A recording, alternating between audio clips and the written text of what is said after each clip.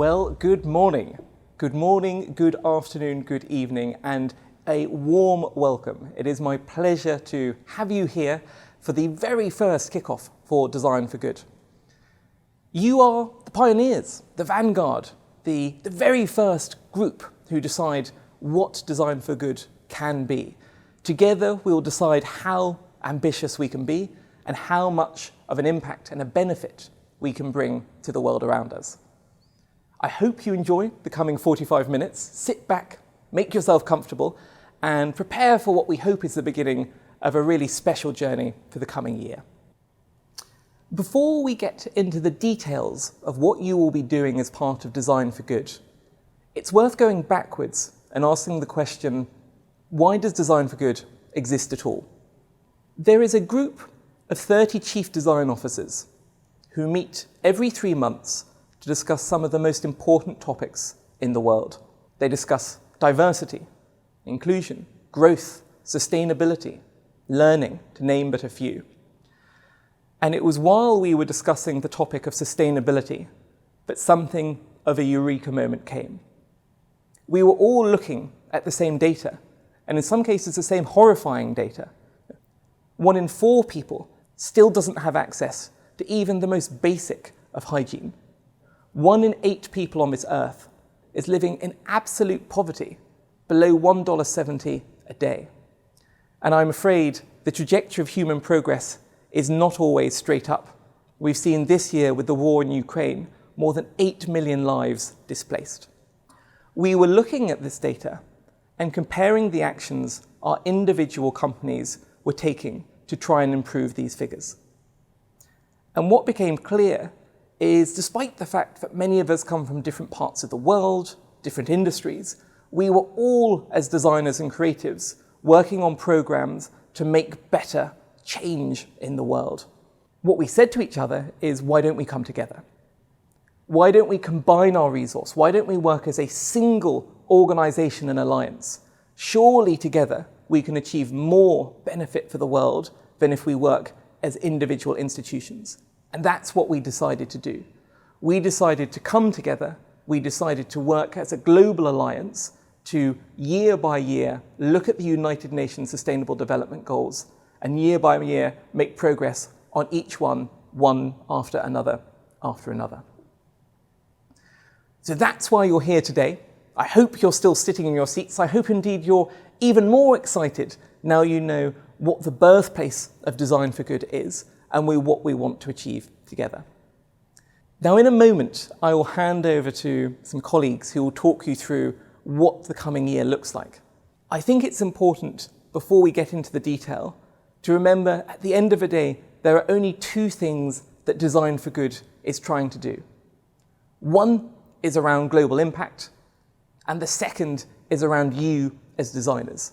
On that first theme of global impact, many of you told us that you had been part of 2-day, 3-day hackathon events where you'd had a great time, but when you looked back at the event weeks and months later, you were left asking, did we actually make the world a better place? Are there actually people in this world who are better off because of the actions that we took in that hackathon? With Design for Good, we want to make sure you never have those feelings. From the very outset, we will be making sure you have time to digest the unmet needs and the ethnographic data of the impacted communities we are trying to help. There will be time for iteration. There will be time for you to get input from the communities that you're helping.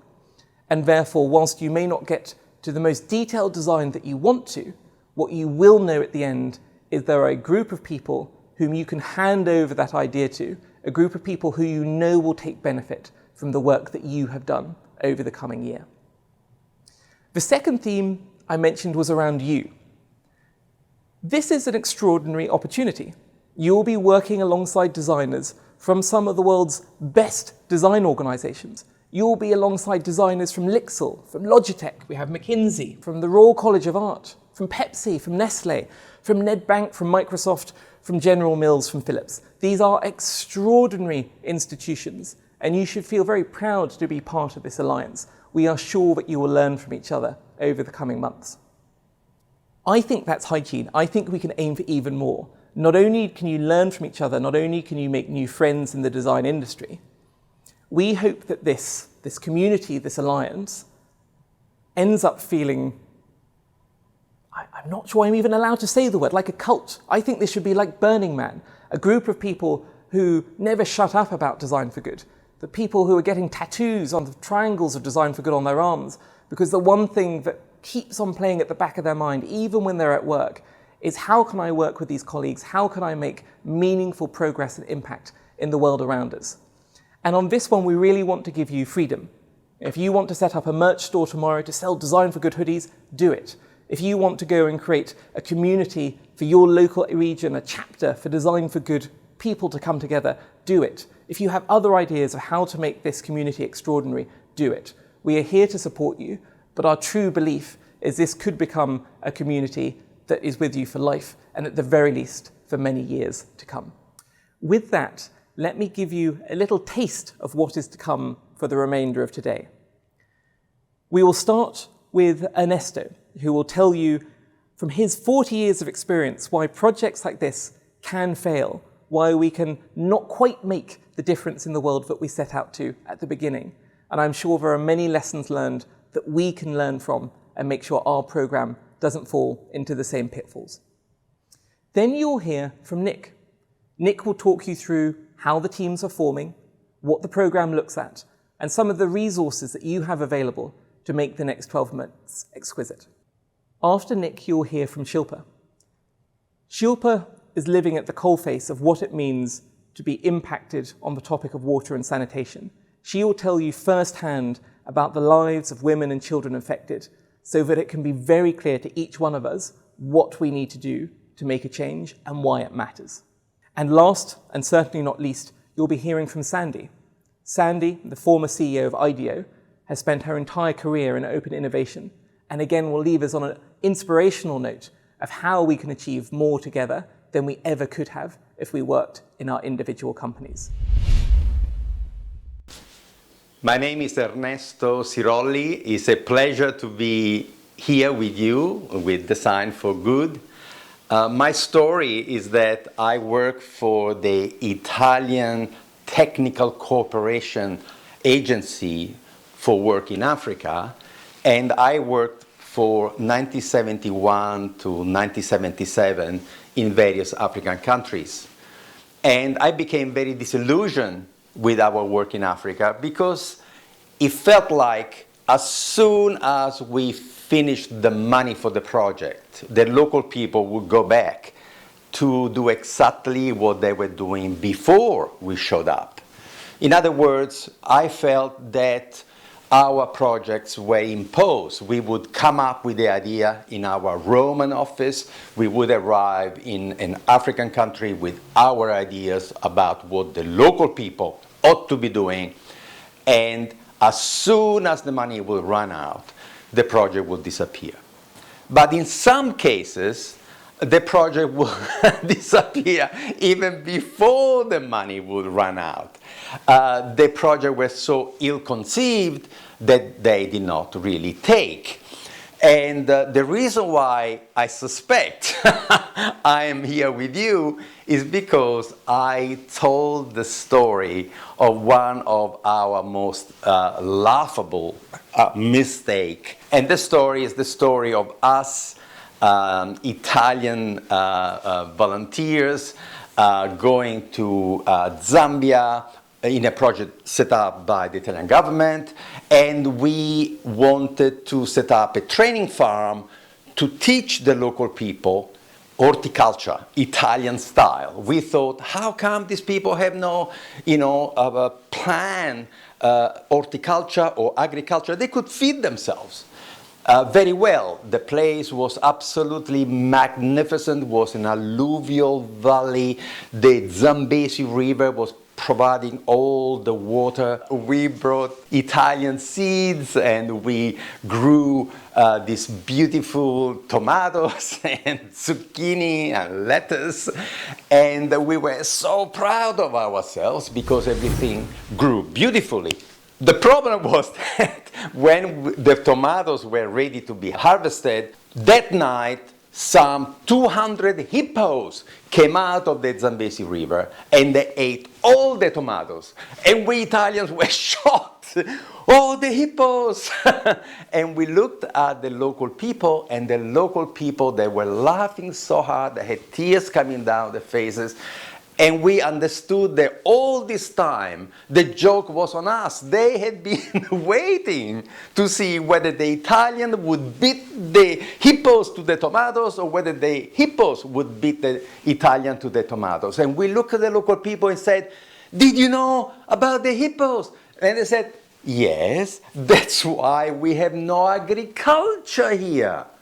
And we said, what? Why didn't you tell us? And they said, you never asked. Also, you're paying us every day to come and do what you want done. It was absolutely extraordinary, and I felt so humiliated. How can we possibly arrive without even asking the local people, why don't you have formal agriculture here? And I thought, okay, let's not tell anybody. Let's go back to Italy to say, oh, you know, the project failed, or, you know, we always have the tendency to blame the local people for the failures. So I thought that that mistake will never be repeated. Instead, country after country, project after project, at the very most, our project will last our money. After 2 years, the local people will dismantle the buildings, use the materials to do what they needed. So I had a profound crisis, and I came across the work of an economist, Ernest Schumacher, who was working in a very different way. He was listening to local people's needs and then helping them with design solutions, with technology solutions. Ernest Schumacher was the founding father of this idea of appropriate technology, intermediate technology, a technology that the local people can understand, fabricate, repair, use. And I think that right now we could get that kind of inspiration if we only added to the word intermediate technology and appropriate technology the word sustainable technologies. I thought that all the years that I was working providing governments with an alternative to economic and social development projects. I had, in a sense, started a movement of responsive development, where you first listen to the local people and then you help them transform their own passion, love, energy, imagination, care into a way to improve their own communities and their own lives. So I thought that as a political scientist plus psychologist, I thought governments would be interested in this approach. Instead, no government has been in touch with me since the TED Talk. Who has been in touch with me has been young people, millennials, passionate about the future of mankind. Corporations have been in touch with me to say, wow, you have a way, they love you in community work. You know, you are working in 400 communities in 22 countries by invitations. Wow! Can you tell us how you do this, how you create this kind of amazing relationship with the people in communities? They really love to be listened. So I discover a universe, and this universe has given me an understanding that really we are entering a new era. And this new era, I call it the era of the explorers. And I'm using and I'm stealing from an economist called Sarasvati. She's a woman economist who is working here in the United States. And Sarasvati has a concept about entrepreneurship that is so beautiful. She calls the entrepreneur the explorers, and she calls the managers the settlers. And her concept is so beautiful because you see, the explorers are the people who wish for an absolutely magnificent, new, better future. And so they take personal risks. And what I am saying is that we are re-entering an era of explorations. You remember the explorers going to Antarctica, going to the North Pole? That's what is going to happen again, because you see, we do not have the sustainable technologies to feed, clothe, educate, cure, transport, cool and heat 8 billion people in a sustainable way. The people who have been in touch since my TED Talk are explorers who see in me an old guy, an old dog of development. And the image that I have in my mind, you remember Star Trek when they meet in the pub at the edge of the universe with all these strange, funny characters, they're all pirates and adventurers from the galaxy. And I feel one of those old guys, and I have the young adventurer next to me to say, tell me how, tell me what should I take in my journey. And what I've been doing with entrepreneurs, explorers, I have profoundly understood that the advice that you have to give the explorer is absolutely useless to say to them, carry plows, oxen, and seed, because the explorer will say to you, I don't even know if we will find land, Ernesto. Don't tell me to prepare myself. Prepare for what? In the last 10 years, we've been invited by some 25 universities all over the world by students saying, we really, really like what you said about this shut up and listen, this idea that you arrive in a place and if you're looking for intelligence, you're going to find intelligence. You always find what you're looking for. If you arrive in a community looking for the best of the best, the smartest, the people who have the sparkle in the eye, the people who really want to do better for themselves, for the family, for the community, you're going to find them. So I spent this last 10 years on this journey of explaining the nature of humanity and the beauty that lies inside each human being, the potential. And so it's a kind of going back to humanism, the humanism that we saw adored in the ancient Greeks, the humanism of the Italian Renaissance, is the idea that there is this incredible beauty available to all of us to help to nurture, to help to foster. What could a coalition of designers who wants to help the world, what could they do? What is when you put your love, your vision at the service of all of us? So there is something that is really incredibly, incredibly important in a new mythology. You see, in the past, the myth was the hero, male, solitary, the hero with 1,000 faces of Joseph Campbell, the hero of ancient Homeric fame, was always a solitary journey of someone who will have to embark in a very difficult journey, slay the dragons, gain the knowledge, and come back to the village to save everybody. But the mythology is changing. It's a task of all the heroes, men, women, to work together to build the social, the technologies, not only the hard technology, but also the soft technologies capable to take humanity into the next 300-400 years. In all the times, the Victorians, 200 years ago, they invented all the technologies that we're using now, from X-rays to the car, to the airplane, to radio, television. Everything was invented by the Victorians. I believe that we are entering a new Victorian era, where together we can create the technologies that will move humanity forward. So it's absolutely a splendid vision, the one of the Design for Good, and it's an honor to have been invited. Thank you.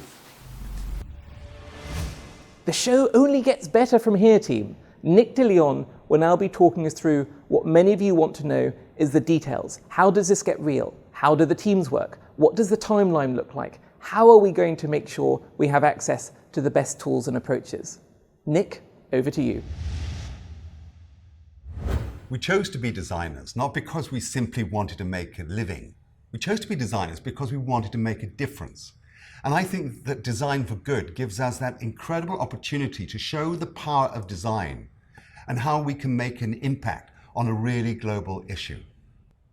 Which turns our thoughts now to how you're going to organize yourself as teams and the way we're going to run this. Well, firstly, we are organizing you into teams that reflect the different disciplines, different levels of experience, different levels of interest and passions that you have, and different companies as well, so that you're going to be able to benefit from working with people whose approach to design may be very different from the approach that you've been used to using. You'll also have students from the Royal College of Art, the world's leading institution for art and design. 100 of its leading designers will be joining you as part of this as well, coming with fresh ideas, creativity, and again, bringing new methods and approaches which you'll be able to use. So as we look at how the teams will work together, we're going to expect you to meet up over the summer and decide, first of all, on which element of this massive issue are you going to address. Again, it's a big, complex issue, so you need to kind of decide where your focus is going to lie. So with the first part is to scope it down. The second part of it, which is really from September through to November, we're going to ask you to do your research, to discover everything that you will need to know about that element that you've selected between you, and come up with a really clear mission statement. Something that assesses the problem, decides and determines which of the audiences that you're going to primarily serve through your solution, and provides, if you like, a specification of what success might look like. We're not asking you to solve the problem at that point. We're asking you to get together with all of the research that you've been able to do, the data that we'll be providing you through that platform, so that you now have a basis and a clear direction to be able to go in to come up with the right kinds of ideas. The most brilliant creativity focused on the wrong problem will produce the wrong solution. So this is really essential to being able to set the direction, set your compass or your North Star to guide you through that. So that's between September and November. Once we get into November, that's the moment where we're expecting you and your team to start coming up with those creative ideas, to engage with the development agencies, our partners in the UN, and other groups that we'll be introducing you to, so you can start to not only come up with ideas of your own, but also co-create ideas. Start to link up with other organizations, not simply just to test the ideas you come up with, but actually as part of that kind of generative and creative output that we love to do as designers. But again, this is not just like a hackathon. The reason we're taking the time for this, the reason we're organizing it in this way, and in making it possible for you to get that kind of feedback, is that we want to create solutions that can have real impact on the ground. And that's where we move into the next phase. So straight after the turn of the year, we're expecting you to move into being able to prototype and test those ideas with those communities. Get feedback directly from those so you can then take the concepts that you've got and transform those into very clear value propositions, things that make sense to all the different stakeholders who might be involved in that. And from there, once we get to March, we'll have a set of exciting concepts already turned into rich value propositions. And we'll be sharing those and making sure that you get feedback from mentors and coaches, you get feedback from your peer group of other designers as well that are part of this, and that you can then finally shape those ideas along with an implementation plan so that by the end of May, you have not just a value proposition, but you've also determined how you're going to make this commercially or economically sustainable and thought through how an implementation plan could help those development agencies or other organizations turn your idea into true impact on the ground. And that'll lead us into the summer where we'll be able to celebrate the outcome of this. Now, working in teams of 5, we're going to have somewhere between 100 and 200 teams able to work on it. So there's going to be a rich source of content for all of those development agencies and other organizations to draw on. And importantly, part of what we're doing is to make sure this is as open as possible. So we're going to open source all of that content so it can have the maximum impact and engage a global community to come behind this and get behind those ideas. And of course, and naturally, there will be funding for some of those ideas to really enrich them and take them forward at scale.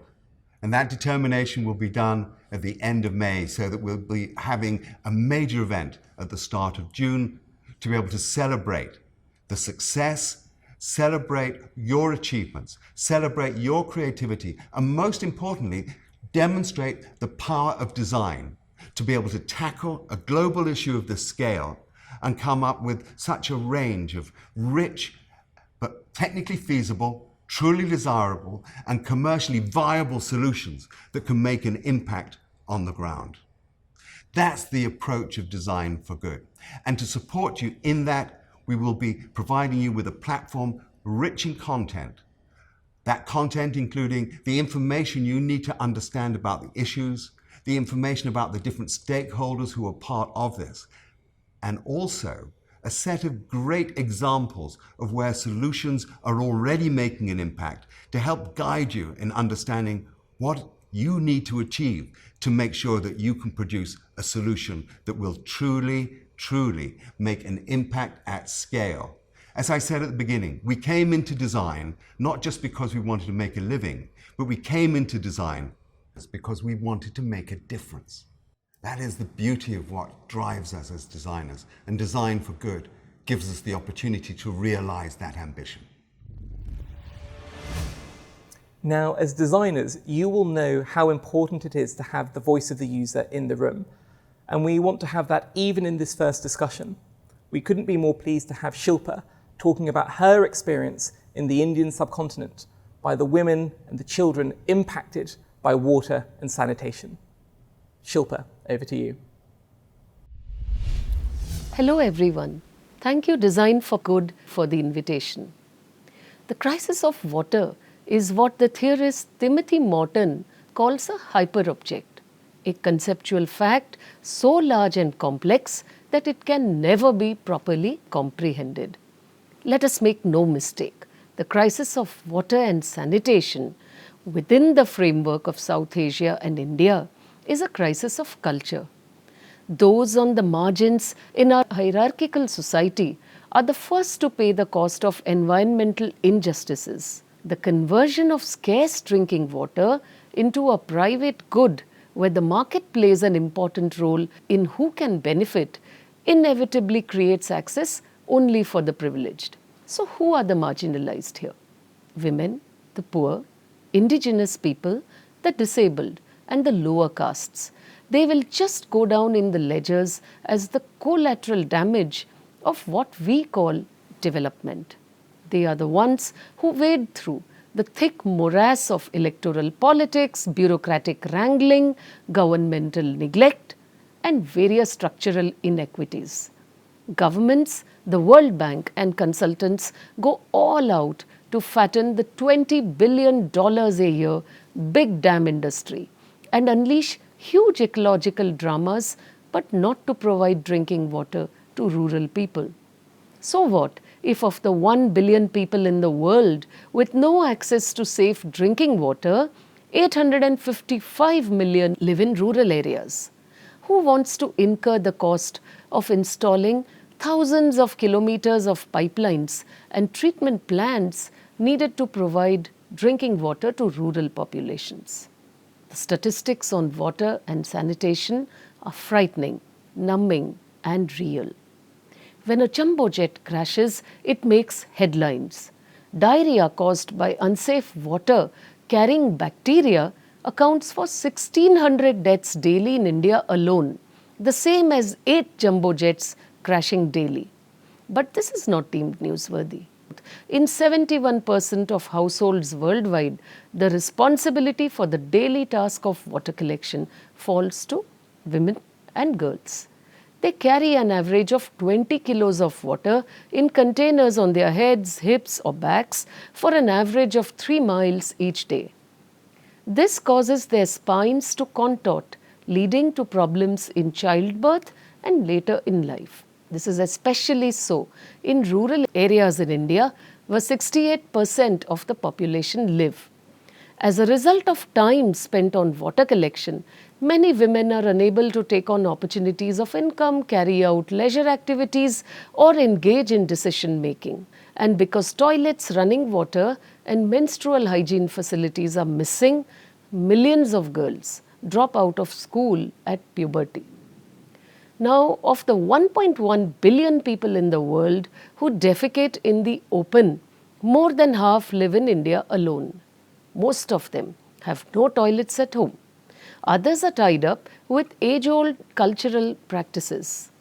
Nearly 300 million women and girls in India defecate in the open, on railway tracks, behind bushes, in open drains, or in urban jungles.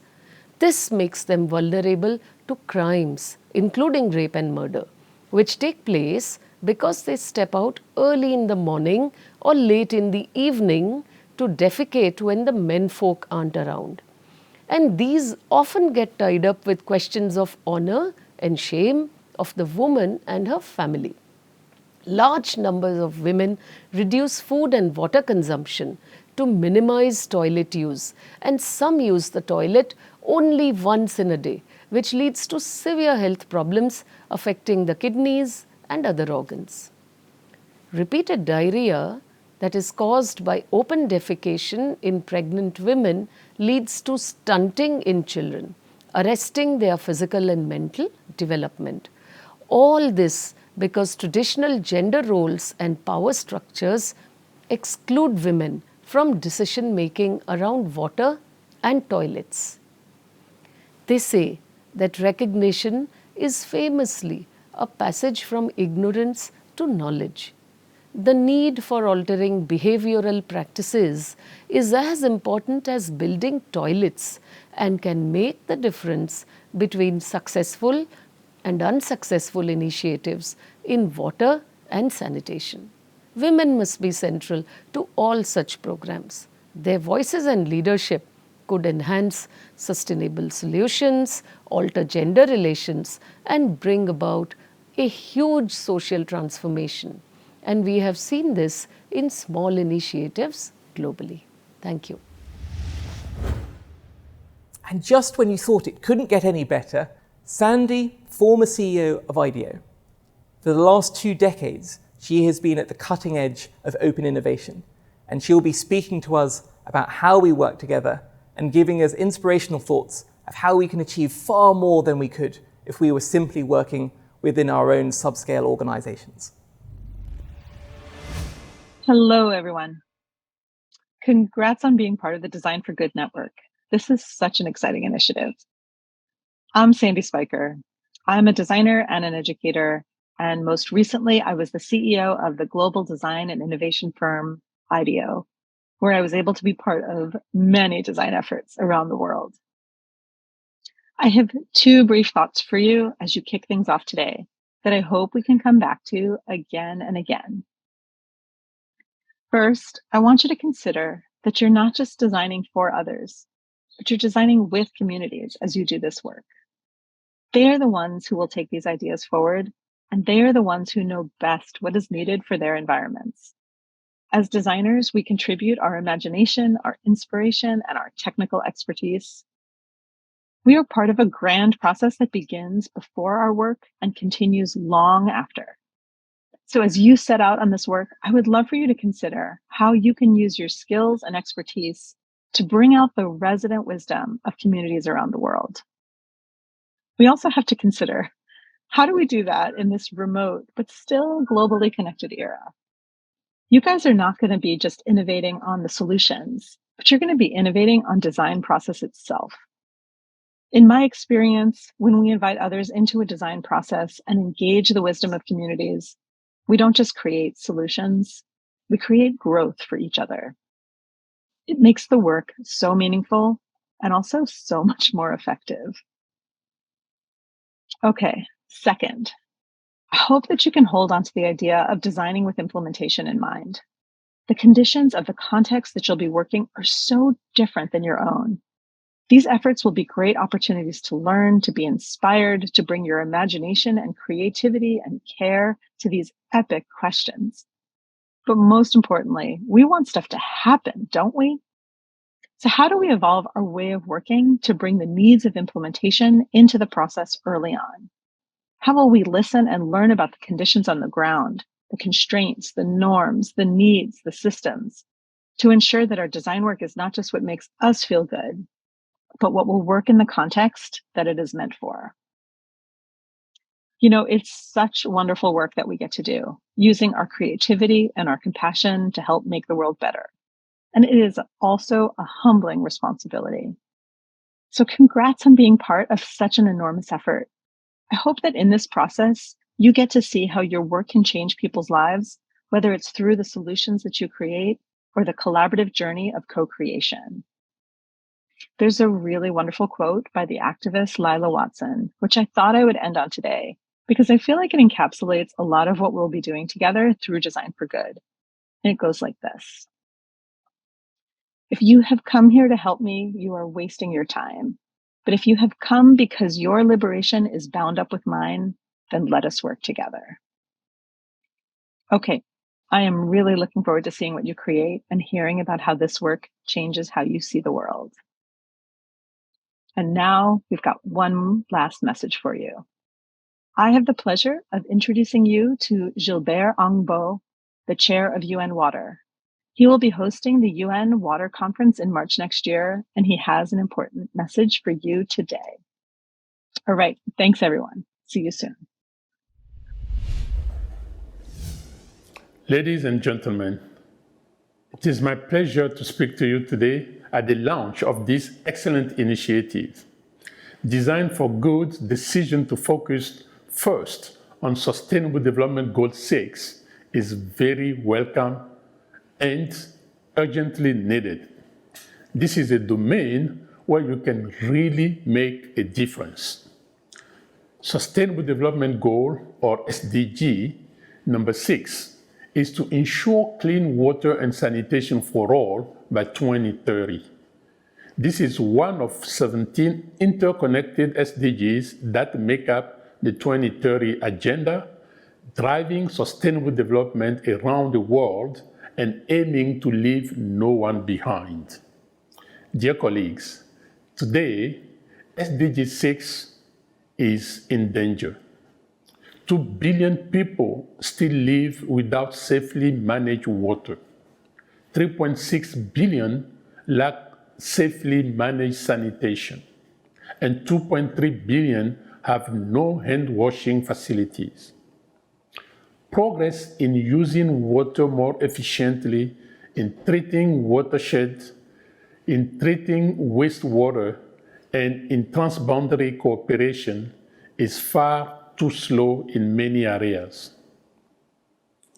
And climate change and the pandemic are causing global disruption to water and sanitation projects.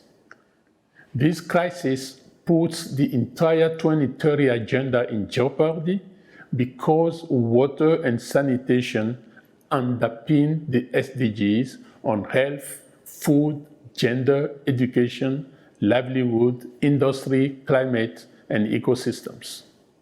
So we need innovation, because business as usual is not going to get SDG 6 on track. Design and water have always gone hand in hand.